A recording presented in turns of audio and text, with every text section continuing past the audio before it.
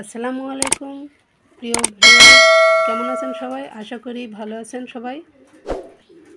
হবি pigeon চ্যানেলের পক্ষ থেকে সবাইকে শুভেচ্ছা ও স্বাগতম।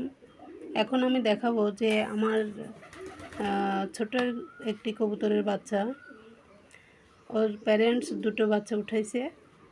তার মধ্যে একটা বাচ্চাকে খাওয়াই এবং একটা বাচ্চাকে খাওয়ানো বন্ধ করে দিয়েছে। এই বাচ্চাটিকে দেখছি যে এমনভাবে মৃতর মতন পড়ে আছে, দেখে আমি তো খুব ভয় পেয়ে গেলাম।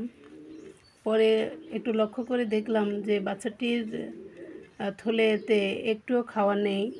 আমি এইমাত্র ওকে হ্যান্ড ফিডিং করে কিছু খাবার দেখেন খাইয়ে দিয়েছি,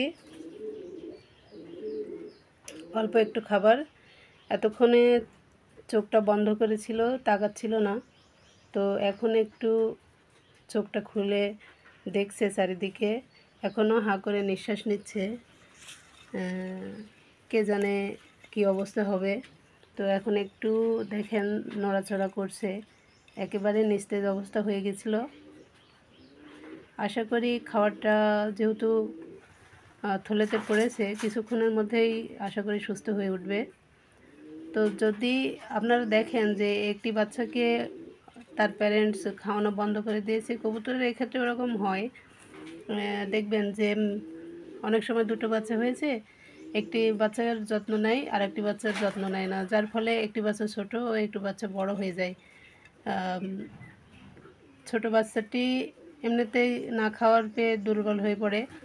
সেক্ষেত্রে আপনাকে করতে হবে কি, তাকে হ্যান্ড ফিডিংয়ের ব্যবস্থা করতে হবে, তাকে নিজে থেকে খাইয়ে দিতে হবে।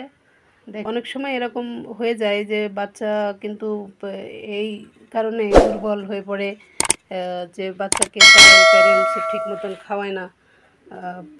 আবার কিছু বাচ্চা আছে যে তার প্যারেন্টসগুলা কবুতর, বড় কবুতরগুলা ভালোভাবে তাদের খাইয়ে দেয়, দুটো বাচ্চার সমান পরিমাণ যত্ন নেয়। আবার অনেক ক্ষেত্রে দেখা যায় যে একটি বাচ্চাকে ঠিক মতন খাওয়ায় আর একটি বাচ্চাকে ঠিক মতন খাওয়ায় না, সেক্ষেত্রে বাচ্চা অসুস্থ দুর্বল হয়ে পড়ে। যেমন এমনটি দেখছেন আমার এই কবুতরের বাচ্চাটি এখন একটু সুস্থ হয়ে গেছে। দেখা যাক শেষ পর্যন্ত কি ঘটে।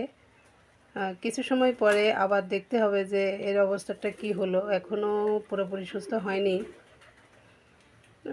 আশা করছি অনেকটাই সেরে যাবে, যেহেতু খাওয়ার থলেতে পড়ছে, সেহেতু সুস্থ হয়ে যাবে। তো এরকম কবুতরের নতুন নতুন টিপস পেতে চ্যানেলটিকে সাবস্ক্রাইব করে রাখবেন।